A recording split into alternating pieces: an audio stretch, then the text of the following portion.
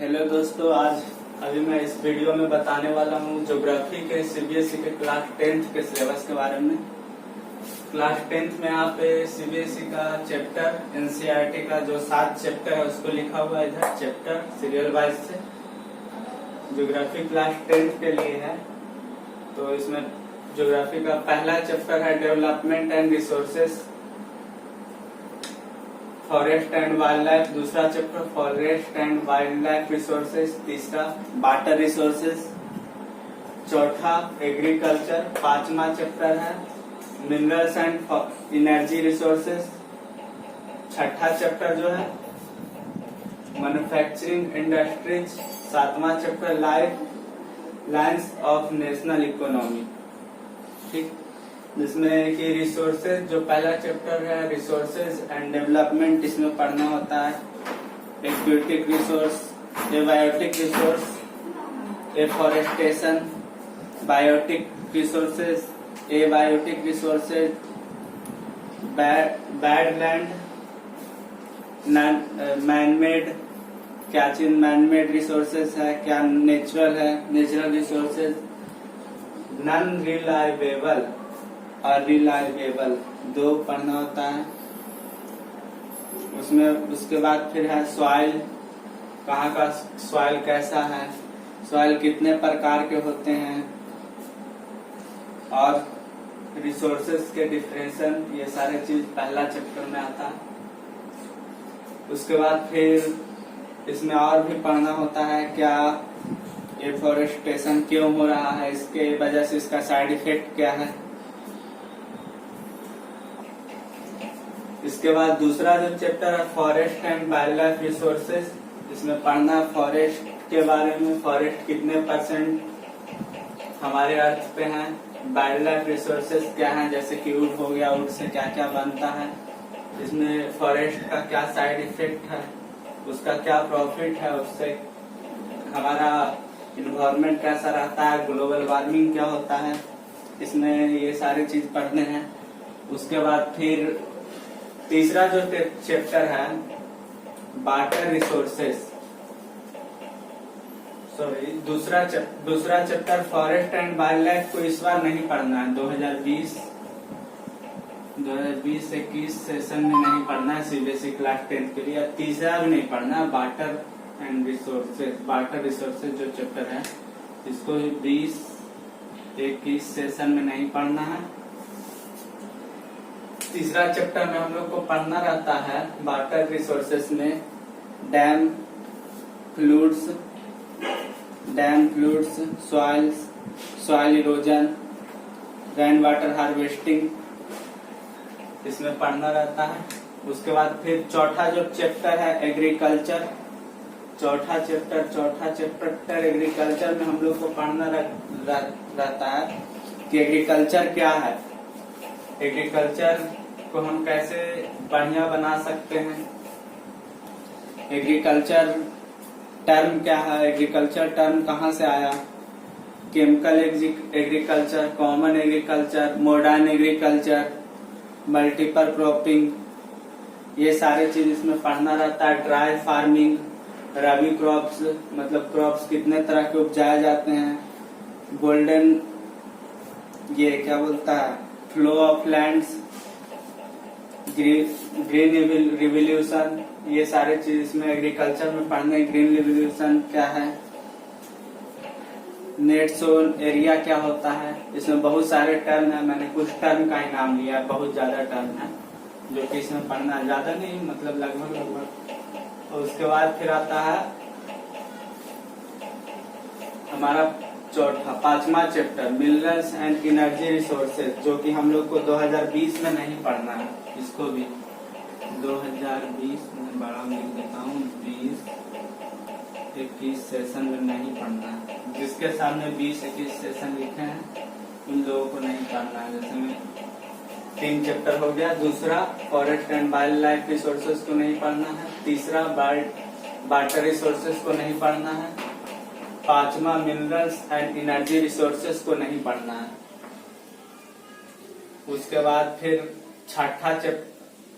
पांचवा minerals and energy resources में हम लोग को क्या क्या पढ़ना रहता है ये मैं बता देता हूँ। मिनरल्स के बारे में, मिनरल्स होता क्या है, मिनरल्स कितने तरह के होते हैं।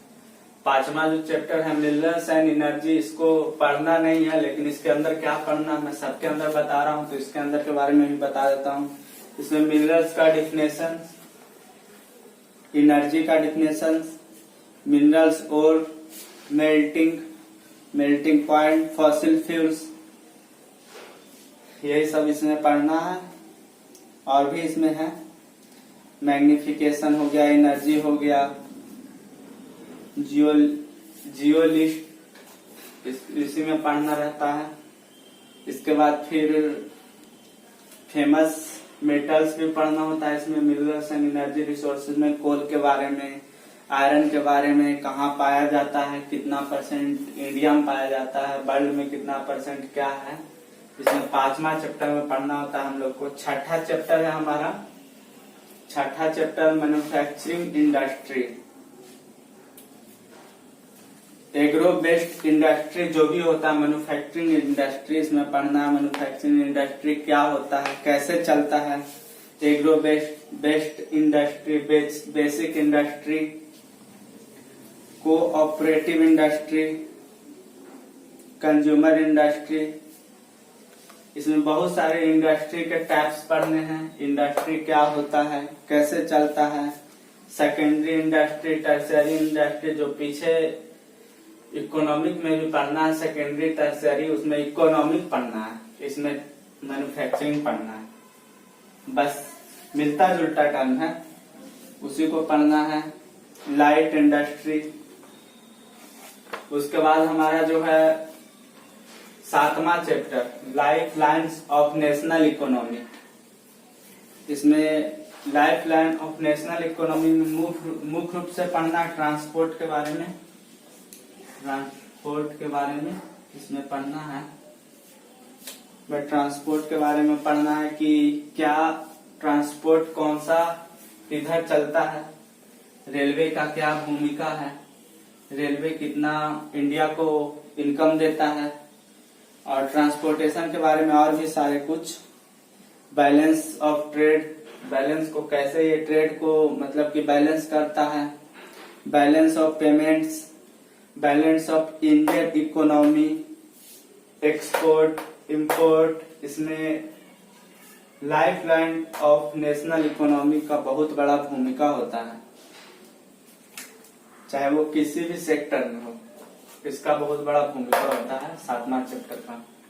मैं फिर से एक बार बता देता हूं कि कौन कौन से चैप्टर 2020-21 सेशन में नहीं पढ़ने हैं। उसमें से पहला चैप्टर है जो कि सेकंड चैप्टर है बुक का, उसको फॉरेस्ट एंड वाइल्ड लाइफ को नहीं पढ़ना है। यहाँ पे देखिए मैं लास्ट में कटकुट मार देता हूँ, इसी को क्रॉस कर देता हूँ 2-3 बार। देखो second chapter forest and wild life resources को नहीं पढ़ना है। तीसरा चैप्टर जो कि है वाटर रिसोर्सेज को नहीं पढ़ना है, वाटर रिसोर्सेज को भी नहीं पढ़ना है। उसके बाद फिर पांचवा chapter minerals and energy resources, minerals and energy resources को भी 2020-21 सेशन में नहीं पढ़ना है। अब क्यों नहीं पढ़ना है, क्योंकि इसको सीबीएसई ने हटा दिया है सिलेबस से, लॉकडाउन में जो कि स्कूल कॉलेज बंद है, इसके कारण पढ़ाई नहीं हो पा रही है, इसी के कारण सिलेबस कम कर दिया। ऐसा नहीं कि ये बेकार है, सारा चीज बेकार है, ऐसा बात नहीं है, बस इसको हटा दिया गया है सिर्फ इस सेशन के लिए। 2020 से 21 सेशन जो 2021 में मार्च में 10th का एग्जाम होगा उसके लिए। इसमें मैप का बात कर लेते हैं, तो मैप सेम है, जो चैप्टर पढ़ना उससे तो आएगा ही आएगा। और 2 ऐसा चैप्टर है कि पढ़ना नहीं है लेकिन मैप आएगा, मतलब मैप को पढ़ना है। पांचवा और दूसरा चैप्टर में से मैप आएगा।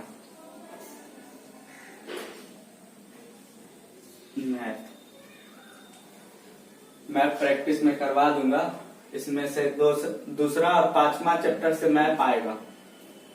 तो अब ध्यान से दूसरा और पांचवा चैप्टर का जो भी मैप है उसको देखना है। जैसे फॉरेस्ट रिसोर्स, तो कहाँ कहाँ फॉरेस्ट है, कितना परसेंट है, कौन सा फॉरेस्ट कौन सा स्टेट में लोकेट करना रहता है, इसको पढ़ लेना है। उसके बाद मिनरल्स एंड एनर्जी रिसोर्सेज में कोल का माइन कितना सारा है, पेट्रोल का माइन कहाँ है, कौन सा स्टेट में है, लोकेट करने के लिए रहता है, ये पढ़ लेना है। पूरा चैप्टर को नहीं पढ़ना है, बस मैप उसमें दिया हुआ है, एनसीईआरटी में मैप्स वगैरह दिए हुए हैं, मैं दिखा देता हूँ एनसीईआरटी के बुक्स में। हमारा दूसरा चैप्टर का मैं पहले दिखा देता हूँ। दूसरा चैप्टर का मैप, दूसरा चैप्टर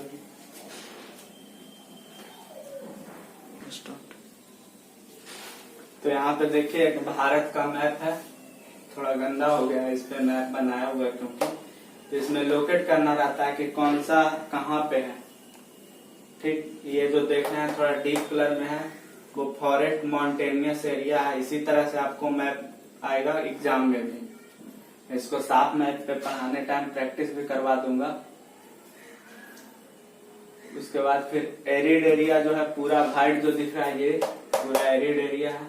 इसी तरह से आपको आएगा, ये था सेकंड चैप्टर का मैप। और 5वां चैप्टर से भी इसी तरह से मैप पढ़ना है, कौन सा कोल कहाँ पे है, मिनरल्स कौन सा रॉक कहाँ पाया जाता है, कोल कहाँ पाया जाता है, वो मैं दिखा देता हूँ। एक मिनट, तो ये 5वां चैप्टर का मैप देख लीजिए। इसमें लोकेट करना रहेगा आयरन ओर कहाँ पे है।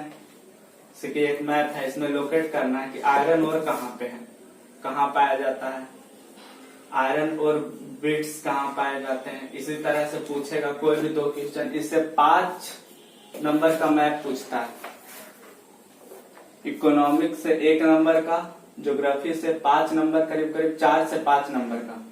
इसलिए ये दोनों चैप्टर को नहीं पढ़ना है तो इस दोनों का मैप जरूर देखिएगा। सबसे ज्यादा तो 5वां चैप्टर का, क्योंकि कहाँ कोल का माइन है, ये सारा चीज पूछा जाएगा। तो आज के इस वीडियो में इतना ही, मैं अगले वीडियो में मिलूंगा।